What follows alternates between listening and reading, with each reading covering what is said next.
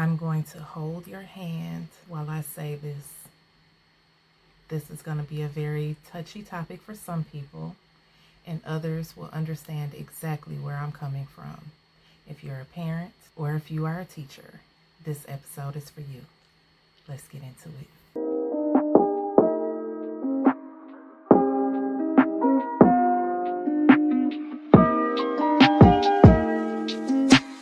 Hey y'all, welcome back to another episode of Unfiltered Truth. If you're new here, thanks for joining us. If you're returning, welcome back.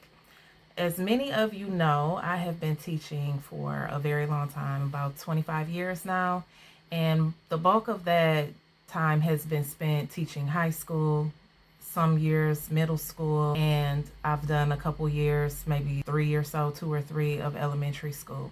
Aside of that, I was a program manager at a community center for about 7 years, and I worked with the younger grades from pre-K all the way up through students were in 8th grade when they finished, but then I also had some high school volunteers.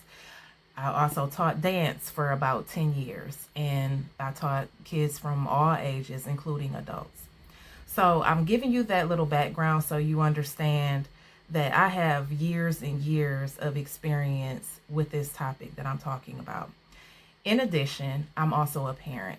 I have 2 boys, and they are currently teenagers. So, being a teacher, one of the most frustrating things is that we all feel the same way about certain topics, but we don't really talk about them. We don't really learn about those things in professional development because we do what we can do on our end, and we don't really discuss some of the challenges that we may experience while being on the receiving end, trying to be a part of the village that raises a child. That's an African proverb that it takes a village to raise a child. And most of us teachers agree that that is a very real thing. We can't teach all students on our own. We rely on our teammates, our coworkers, our leadership teams and administration teams.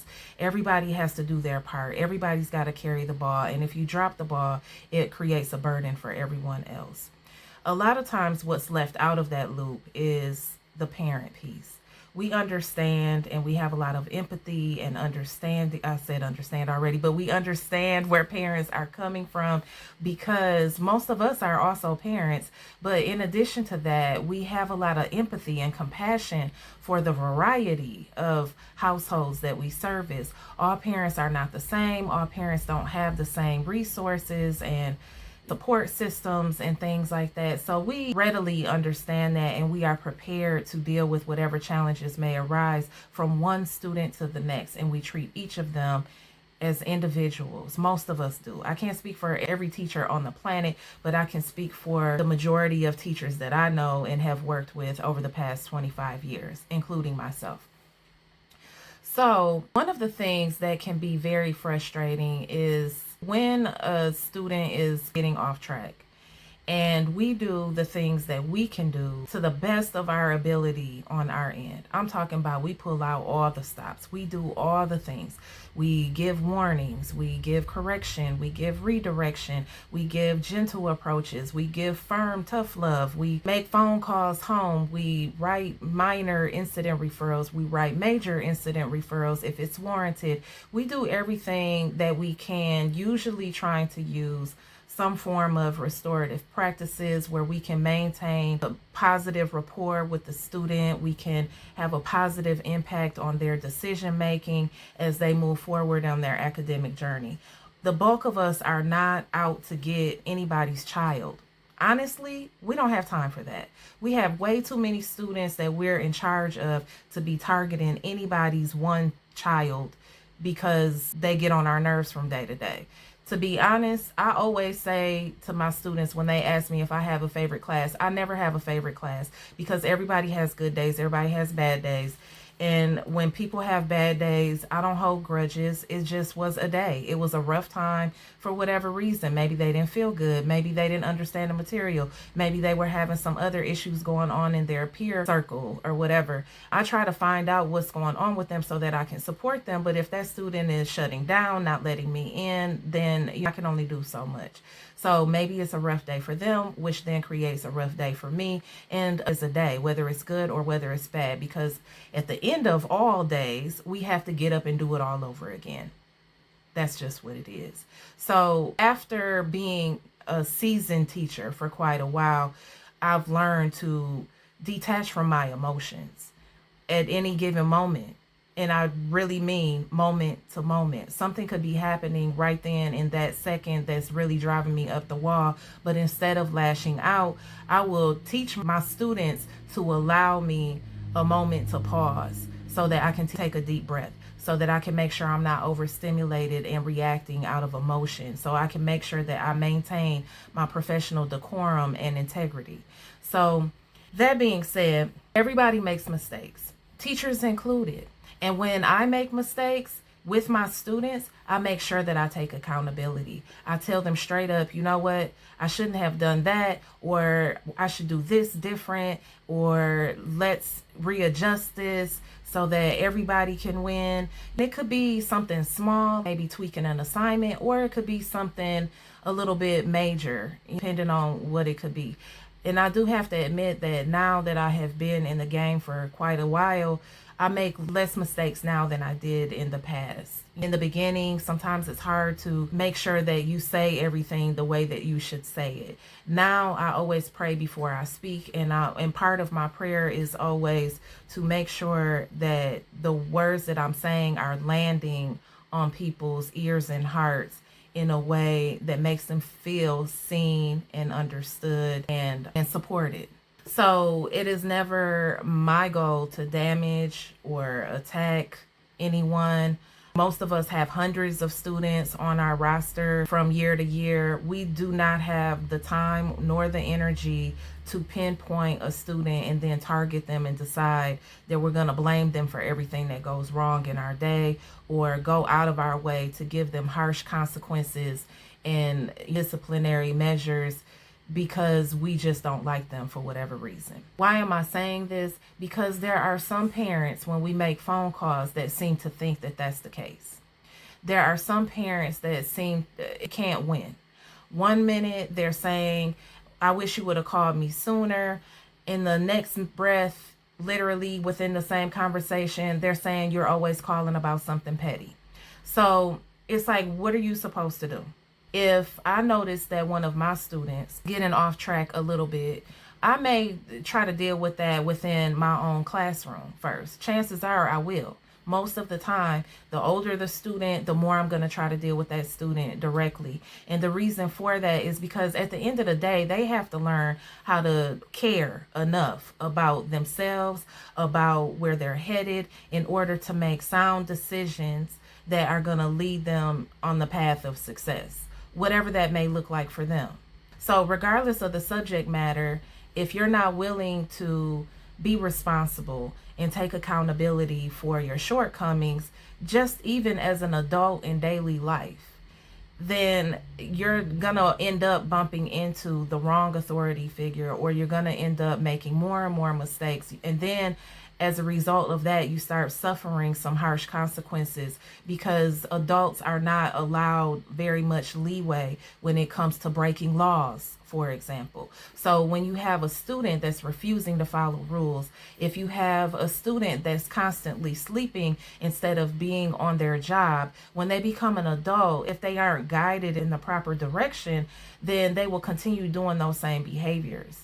So you end up with an adult that really doesn't want to work, although they have a job. And then that creates problems for not just their teammates, but also their administrators or their leadership teams and stuff. And so then they could potentially even lose their job and lose access to the resources that allow them to make ends meet.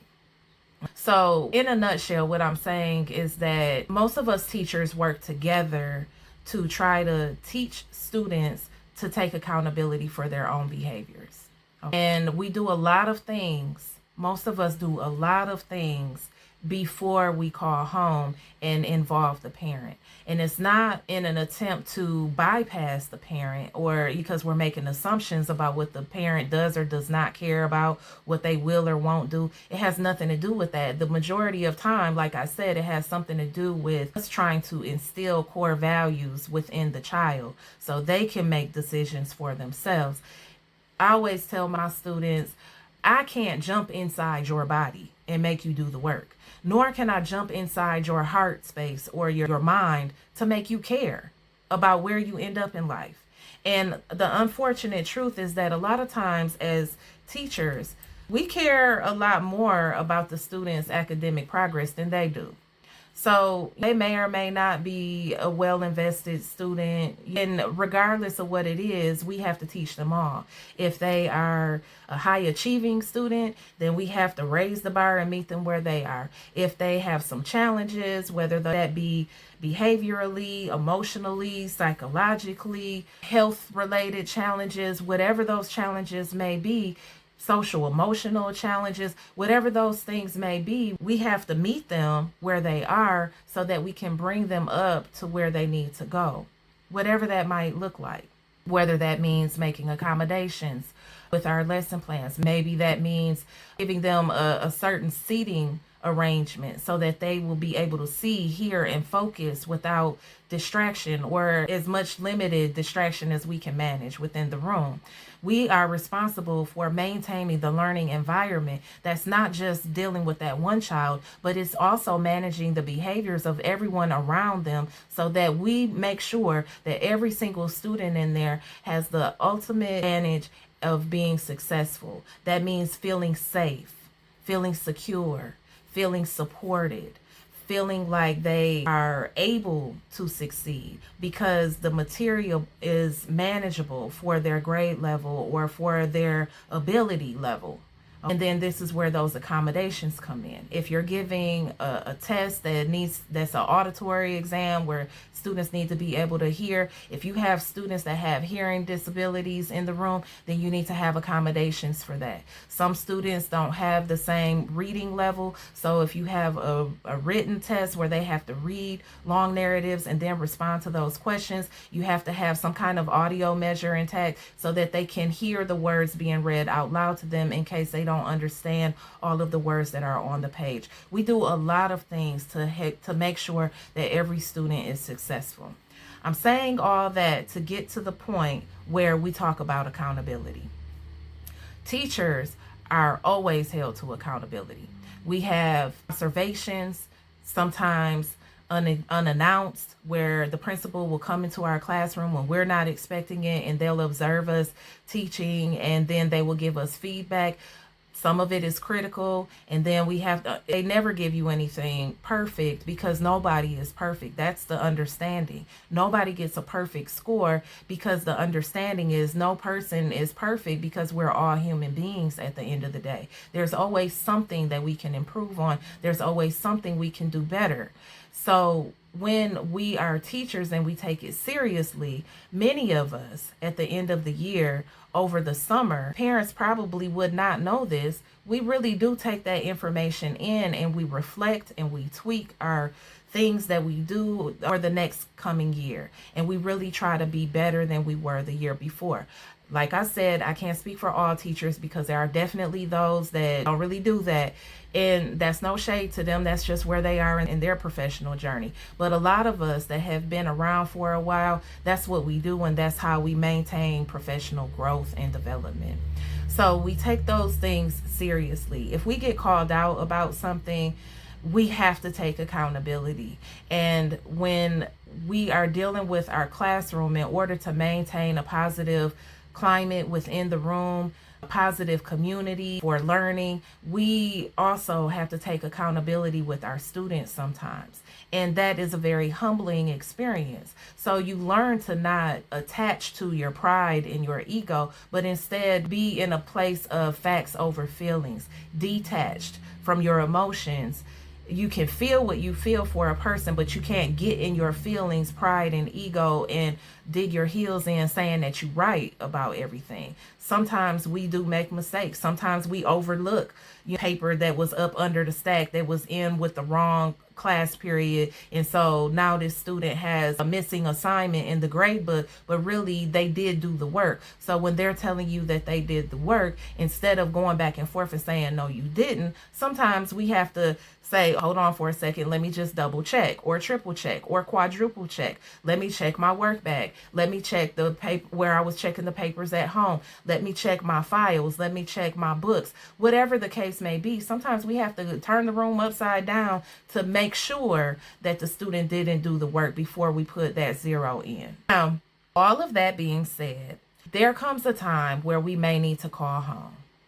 When we call home, what I've noticed is that there are two sets of parents. There are the parents that support you in village, being a part of the village that helps to raise their child by holding them accountable to the things that you're noticing and observing in class, that you are noticing as a concern for their future and their success. And a lot of us are trying to prepare young people to become positive citizens as they grow into adults. We want them to contribute in a positive way towards society. We do not want to raise people who don't know how to take accountability and then bump into the law and then argue back and forth with law enforcement and then end up in worst case scenarios. I have personally experienced 35 of my students lost to violence, gun violence, for whatever reason. Some of them were mistaken identity. Others, they kind of brought it on themselves by the way that they were moving in the streets or even in different toxic relationship dynamics or what have you. And in no way am I saying that they deserve any of that. No child does. But I can't tell you how many times I bent over backwards trying to save several of my students' lives, only for them to go down the road and make the choice that I told them, the very thing I told them not to do is what they insisted on doing. And then that ended up being the worst case scenario for them, and they're no longer here. In addition, I've also had several students that ended up going to prison for the rest of their life because they didn't want to take heed to the lessons that I was trying to instill in them, for managing their emotions, for not crashing out every time you don't get your way, for not going after somebody because they talked about you behind your back or whatever, in the heat of the moment, being very impulsive and getting linked up with friends that take you down the wrong path and being committed to being a follower. Refusing to take accountability when being addressed usually leads to one of those scenarios, and that is what we all try to avoid being for our children, whether it be our own children or whether it be the children that we teach and serve in the classroom. So please understand, if you're a parent getting a phone call from a teacher, it's because we care. It's not because we have nothing else to do but to pick on your child and make you feel bad as a parent for not doing X, Y, and Z. One of the most frustrating things is when we call home and instead of having the parents that support where we're coming from, and then they follow through by maybe having their child write a note of apology or coming to us to talk to us directly, taking accountability for their actions, maybe apologizing, and then having a change of behavior thereafter. Those supportive parents that may even have them write us a note or tell us what that child needs. Maybe, I don't care how they feel about sitting with their friends, you separate them from their friends because I don't want them to be influenced by that person or whatever the case. So when parents are like that, we do everything we can to hold up our end of the bargain, and whatever the parents suggest that we do, if they have a recommendation, if they have something that they would like us to do, a request, we honor that. If they tell us, hey, don't let him sit in the back with his friends, move him up in the front by himself, I don't care how he feels, he is there to learn. If that's the case, we will readjust our entire seating chart to make that accommodation for that child, because we are in the business of making accommodations so that people can be successful. Now, there are times, and this is why I'm making this message, there are times when we call home and parents refuse to take accountability or hold their child to take to accountability. So instead of saying, oh, he or she was wrong for that, they know better, we already done dealt with this multiple times throughout the year. Instead of that, they may say something like, well, I don't know why y'all always calling me, or I don't know what you calling me for. This is stupid. This is petty. Why would you call me about this? They may say something along the lines of, this school is always calling me, so I'm not even answering the phone anymore, and I'm just tired of it. Matter of fact, they're not even gonna go there no more. It could go all the way left field just because what we're saying to them about their child's behavior is uncomfortable to hear. Now, I'm going to switch gears because, like I said, I'm a parent. My children were born after I had been teaching for probably about at least 10 to 12 years. So after I had been teaching for a while, I'll take that back, about 10 years, I say. So after I had been teaching for about 10 years, alongside doing dance, alongside working at the community center and everything, and I had worked with all these children, I became very intentional about when I had children, at what point in my life I was going to be prepared to probably have children. And then once I did have my children and I was carrying them, I was being very intentional about the way that I would raise them, the things that I would make sure to do while they were very young. I listened to other parents give me advice about what they recommend for having a successful household and peaceful, harmonious, productive relationship with my child, and then rearing them up in the way that they should go. The Bible says, raise your child up in the way they should go, and then they won't depart from it when they get old. I'm paraphrasing, but that's basically what the word says. So when we teach our children young how to take accountability, how to not crash out, I'm talking about when they're 1.5, 2, 3 years old and they mad because they can't get their favorite toy at the store. If you set up the rules ahead of time, and then you reinforce as you go along. Now, of course, they're a toddler. Of course, they're going to get emotional about something. But if you cater to those temper tantrums, if you ignore the temper tantrums, they're going to continue. If you don't follow through with some kind of consequence so that they learn very early on, I can't do this because this behavior leads to this. So I remember a show, Super Nanny, that used to be out a real long time ago. Some of you may remember that.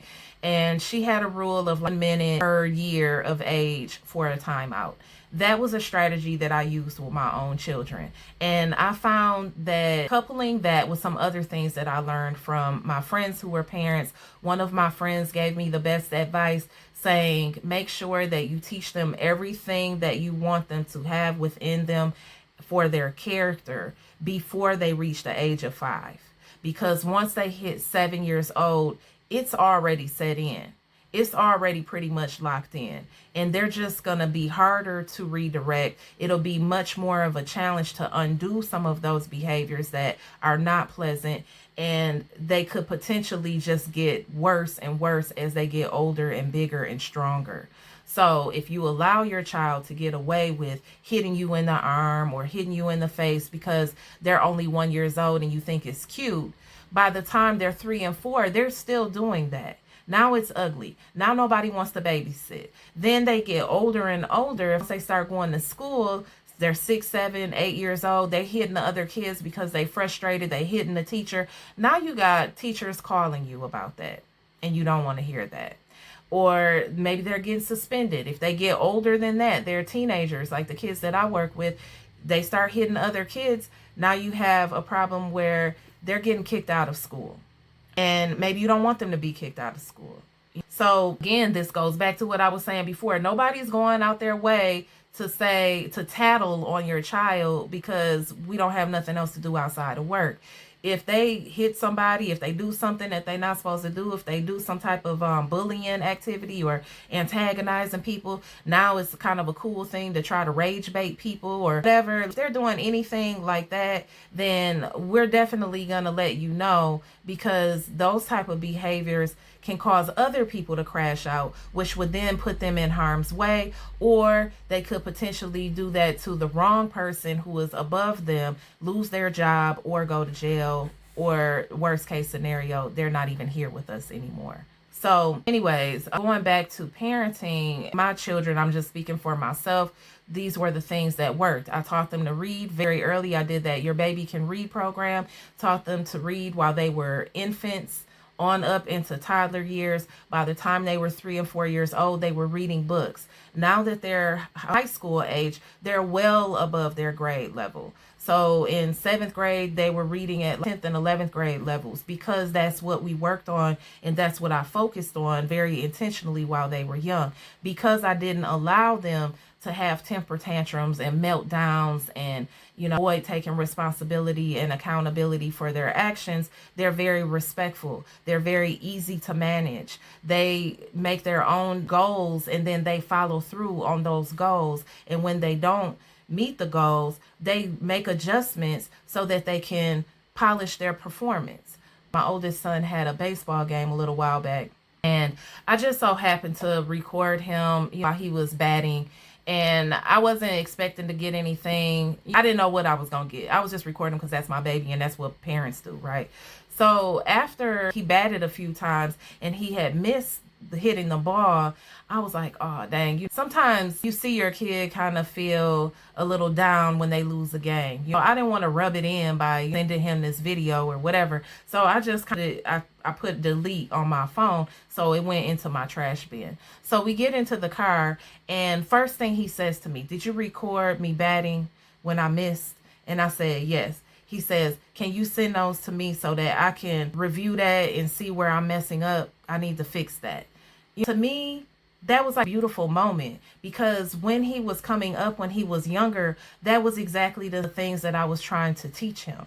I taught them about grounding and releasing negative energy, thoughts, and stuff like that. Taking time to yourself, having alone time is what I called it. If they got in their feelings when they was like between the ages of 3 and 5, and they're close together, they're about a year and a half apart. If they got mad at each other and whatever, we had this thing called alone time. Fortunately, we're blessed enough where everybody can have their own space to go to and close their door and stuff like that. And so I would say, hey, just go to your room, take some alone time, do some stuff, some quiet things that make you feel good. And when you feel ready to interact with your brother again, then come on out. Then we'll talk about it and we'll deal with it and move on from there.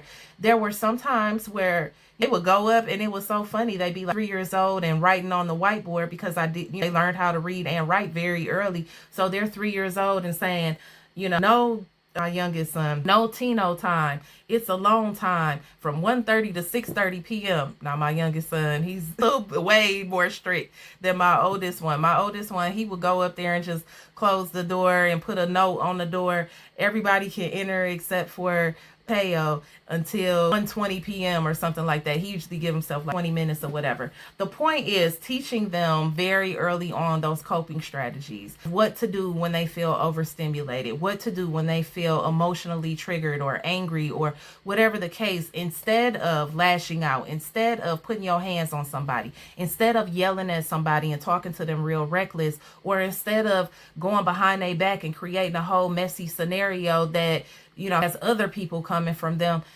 them, just go to the side, get your feelings together, and then focus on the facts. What actually happened? What didn't happen? Is this something that we need to address or not? Sometimes we realize it's nothing to address. We just were having a moment. We were feeling away because we were hangry, or we were frustrated because this person, my brother always get to pick the shows that we watch or whatever, And so that's where it came. It took me looking at different scenarios like that and saying, how can I make sure that we always have fairness and respect in our household? So one of the things that I did was create a family pledge. I don't know if I remember it by heart right now, but it's still posted up in our dining room to this day, even though they teenagers or whatever. and it says something like, we are a nice family, we respect each other and each other's property, we don't kick, we don't hit, we don't spit, we don't bite, but we do go. And we wrote the word tickle together. They took turns writing the T, the I, the C, the K, and so on. And then there was a little box over to the side that I drew where we all signed our names in our favorite color. We used the clip chart like they have in elementary school, the color-coded clip chart. We even put the dogs on the clip chart. Everybody had a clip, including me, and you would all start out at the top, but if something happened where somebody made a mistake, then you would clip each other down, or we would clip ourselves down or whatever, and you would talk to each other about the mistakes that we made. When my children were maybe 3 years old or so, they started karate class, and that's a great resource for teaching discipline. But part of that discipline carries a lot of responsibility and accountability. So to me, it was very important because, like I said, having been a teacher for so long, I understand the value of the village. I think that might be what I'm gonna call this. But anyways, the value of the village. If I do something wrong as a child, I may hear my mother fussing at me all the time. So if I do something wrong, say I forget to wash the dishes or whatever, and she always telling me that you fussing at me about washing the dishes, it may just sound like yapping in my ear and get on my nerves. So it doesn't necessarily help me to want to wash the dishes more. It just gets on my nerves. So what I wanted to do with my children was create an environment where if they made mistakes, especially bigger mistakes, if it was really small things, maybe not so much, but if it was something kind of big, they get a bad grade, they get put on punishment, they tell a story, lie, or they do something that was just called for, unnecessary, they have to take accountability with everybody in the village. So that means they have to tell the karate coach, they have to tell their basketball coach, they t-ball or baseball coach, or whatever sports teams they were on at the time. Whatever adult that was in their life, that's my parents, that's me, their father, that's whoever else is in their circle, they had to tell all of the village, because what I was looking at it as, they may get used to hearing me say certain things. So the impact of what I say to them may be very minimal compared to what their basketball coach may say, or their karate coach. If they know that they have to face their grandfather and say, oh, I did this or that, the way that they feel about that may hit way different than if I'm calling them out on it. And so that was another way that I instilled accountability within my children. The ultimate way of teaching my kids how to take accountability, my children how to take accountability, is much like how I do in the classroom with my students. I have to model it. If I make a mistake, I tell them, you know what? Oops, I forgot. And I forgot to get you up at such and such a time. Now we running late, or whatever the case. I forgot you had this or that going on. Oh no, we got to go get a gift for this party, or whatever it might be. I'm sorry that whatever happened, because it could be anything. It could be big, it could be small. Typically it's small because I try to be very deliberate about how I move to avoid bigger situations. But that's not to say that I will never make a big mistake. So I remember one time, for example, my kids do not like to be posted on social media. So I don't post them. And it's not because I'm in denial about being a mother or anything like that. It's out of respect for my children. So I remember a couple years ago, my youngest son, he started preaching. And so he preached at our church one Sunday. But prior to that, he was in a competition for his school. He goes to a Christian school, and they had this spring competition thing where the kids were going and competing in different classes and stuff. And so he chose to enter the preaching competition. So all of the kids had to make a sermon, had certain guidelines and things like that had to be included in the sermon. And so they had to go, it was like an hour away, 45 minutes or so away, to this big place, and people from all over the state went and competed in this category of preaching. I'm sure that's not what they called it, but that's basically what it was. There were all kinds of things though. It was like a quiz bowl basically, so like math and science, all the subjects and stuff.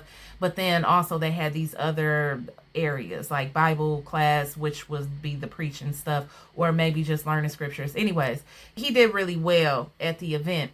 And I was so proud of him for going his own course. I didn't tell him to do that. Nobody in our family suggested that he do that. That was something that he felt called to do, and something that I also was very big on and intentional on when they were younger was listening to the voice of God, listening to the Spirit of God, and allowing the Spirit of God to lead you no matter what the situation is, how big or small it is. I don't care if you just asking them, what should I eat? What should I wear? You know, I hang out with this friend, or should I not? Or whatever it is.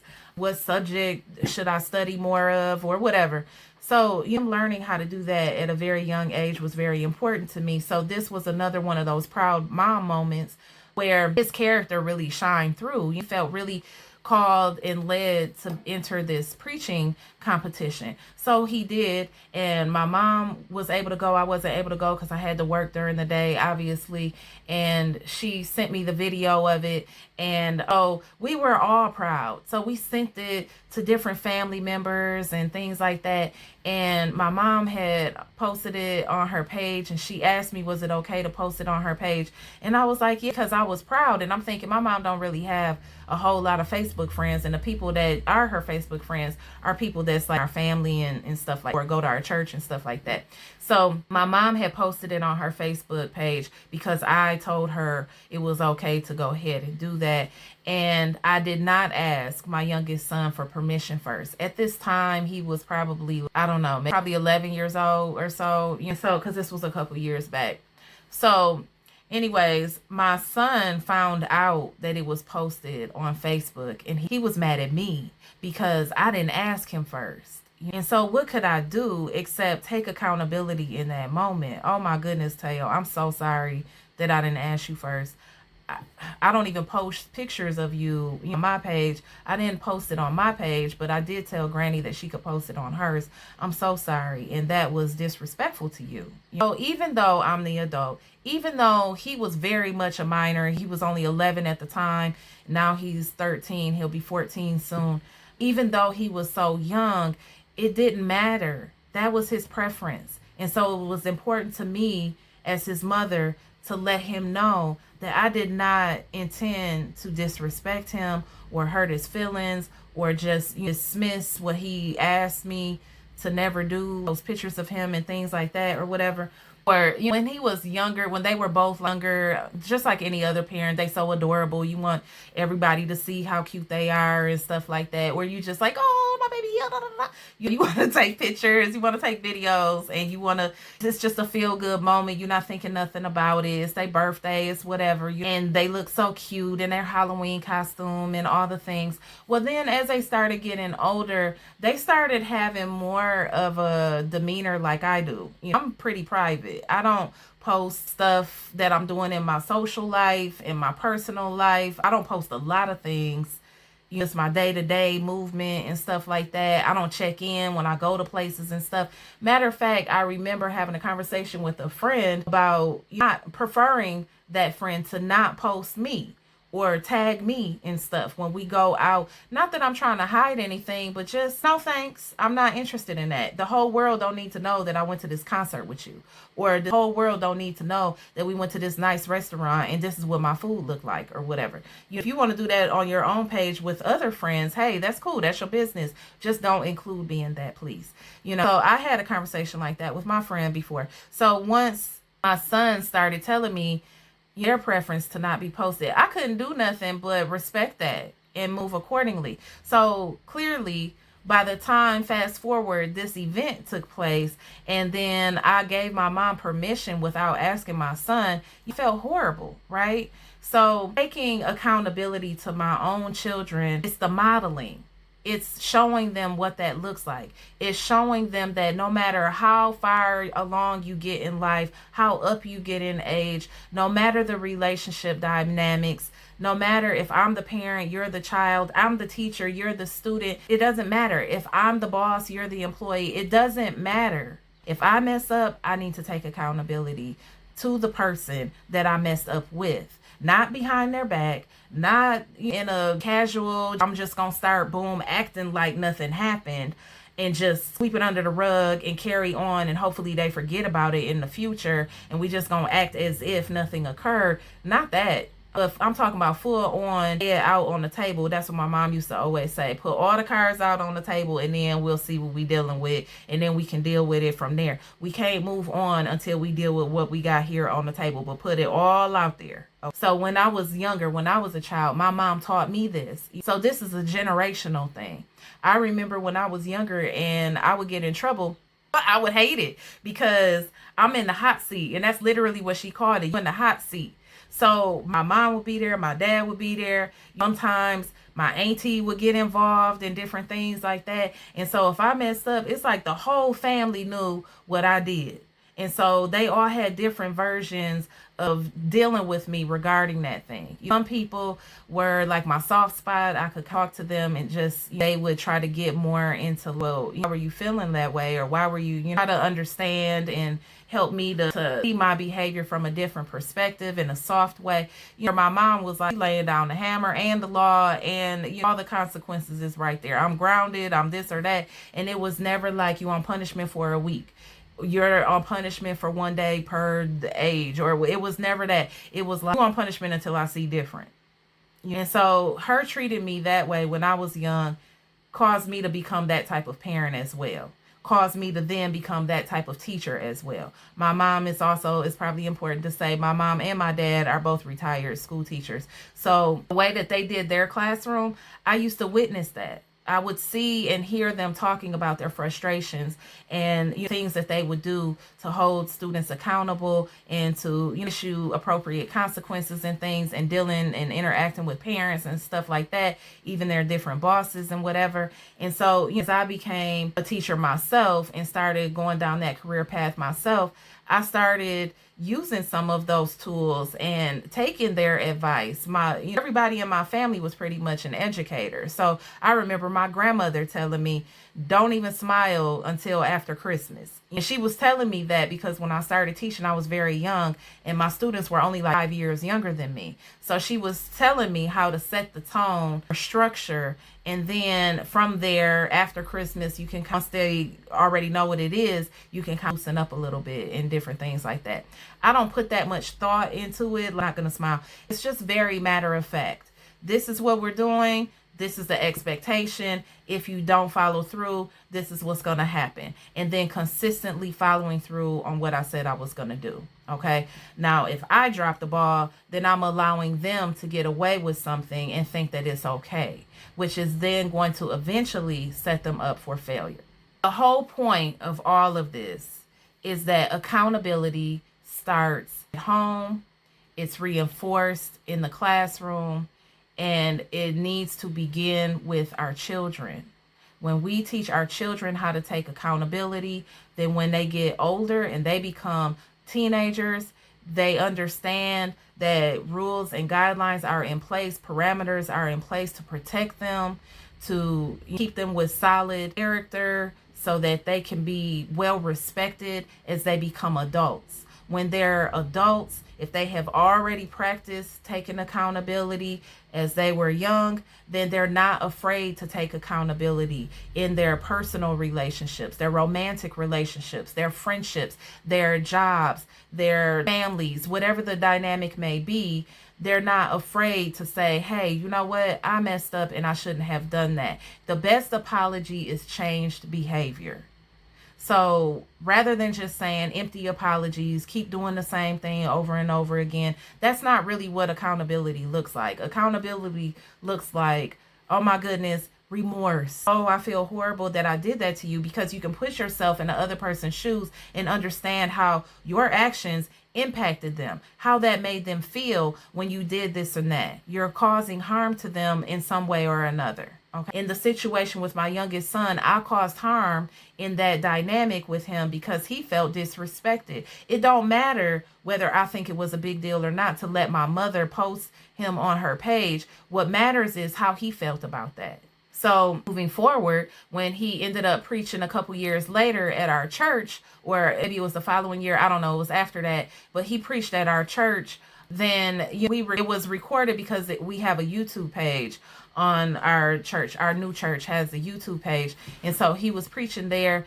It was on the YouTube page or whatever. And so even though that was a public outlet already and it was a part of that, we still asked him, do we have permission to send this link out to people in the family? He gave permission. He even told us it begins at the such and such minute mark. And so then we were able to just copy and paste that message to the people that were in our family, and so everybody could see it. He felt respected. Our family got to celebrate him, and you got to have our proud moments as being a part of his village. The last thing that I want to say about all of this is, if you have children in school, please instill these core values within them. It makes everything easier for everyone, including you as the parent, because you will have positive phone calls instead of negative ones. I do go out of my way to make positive phone calls, especially if I see somebody doing a remarkable job despite the chaos, commotion, distractions, or maybe even negative influences around them. I love calling parents about, you're doing a great job raising your child, because they hold it down consistently. It don't matter what's going on, what day of the week it is, or what's going on around them. I know that I can count on them to always show up and do the right things and stuff like that. I love giving positive phone calls for students that have made a turnaround, whether it be academically or behaviorally. I love to call parents and say, you know what, we had that conference and we talked about this and that, and now this is what he's doing. I'm so proud of him. And now this and that, this is what's going on. One of the most disheartening things, though, is when you call a parent and they're blaming you for the action of their child. They're blaming the school for calling them or for disciplining them. Another important thing to note is that at this time of the school year, after Memorial Day, if you're one of those districts that go beyond Memorial Day, or if you just have a short time left of the school year after spring break, if your child has been getting in trouble throughout the year, we're talking getting in fights, being disrespectful, insubordinate, defiant, those types of things. If they're having those type of very big behaviors acting out over the course of the school year, by the time we get to spring break, it's not our decision anymore. It's down to the office. And if the office have been dealing with them day in and day out, trying to do all these different mediations, trying to do all these restorative practices and meeting in small groups and having discussions and doing all of these things. They've done in school suspension, they've done lunch detention, they've done after school detention, they've done all the things. We've made a bazillion phone calls already just trying to get them to steer back on track. If those things have already taken place towards the end of the year, chances are very high that if they get in a major incident again, if they receive one more major infraction, they are likely going to be suspended for the balance of the school year. I have been teaching for 25 years in public school. Every single school that I've been at, that is the situation. The only time that was not the case is if it was elementary school. It's different, because they're so young, you're still trying to work with them and things like that. But once they get middle school, high school, if they still getting in fights, they still cussing out the teacher and different things like that or whatever, nobody's dealing with that last 2 weeks of school or whatever. They clearly have not learned the lesson, and it's definitely impacting everything else that's going on in the school. And so there comes a point, and this is what I tell my students a lot of times, I will do everything I absolutely can to save you from yourself, to help you make the best decisions possible. But there comes a point where I've done absolutely everything I can do, and all I can do is throw up my hands and let the Lord have it, whatever that might look like. Now, I also say things like that, not quite as extensive with my own children. If they're doing something or they made a mistake and I don't necessarily know how to deal with it because I wasn't expecting that, maybe it came out of left field, maybe it's a little bit more dramatic than I'm used to or something like that. Being a boy mom, it's just, as a woman, it's like, nothing, thank goodness they haven't done nothing over the top horrible, but sometimes they make mistakes, right? And so if they make a mistake that I haven't done, because I'm a girl, grew up when I grew up in the 90s, the 80s, 90s, whatever.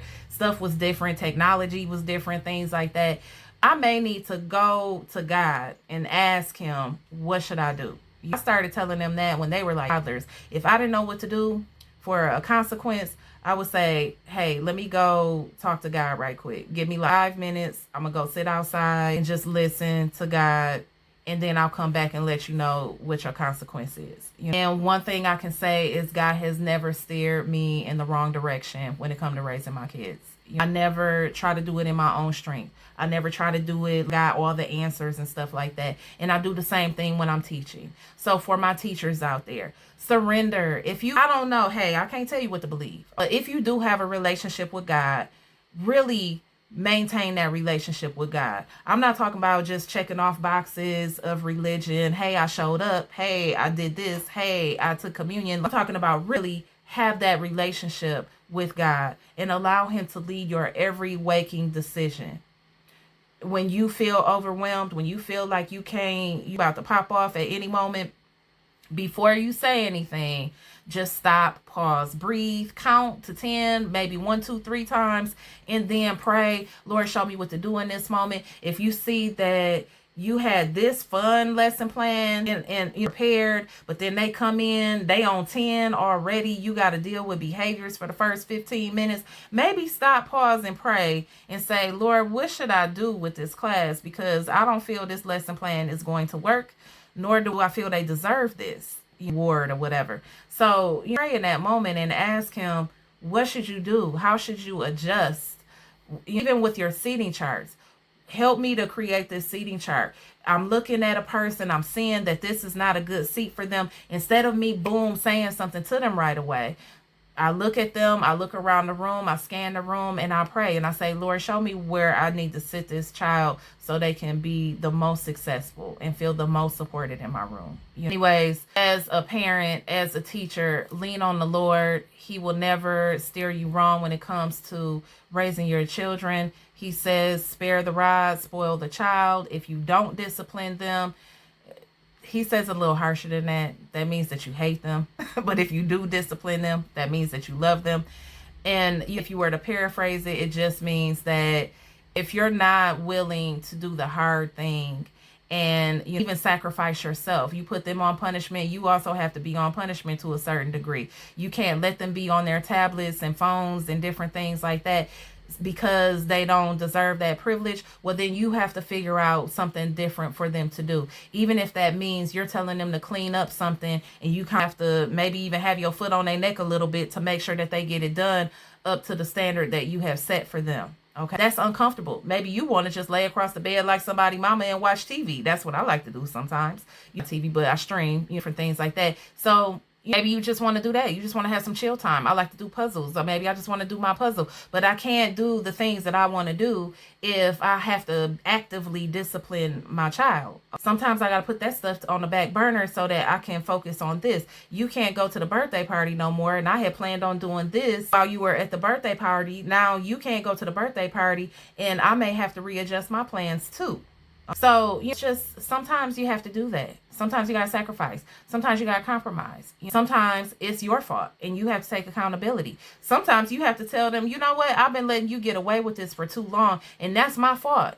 I shouldn't let you talk to me reckless like that, because now you're talking to other people reckless like that. Now don't nobody want to deal with you because they feel like you're hard to manage. That's my fault.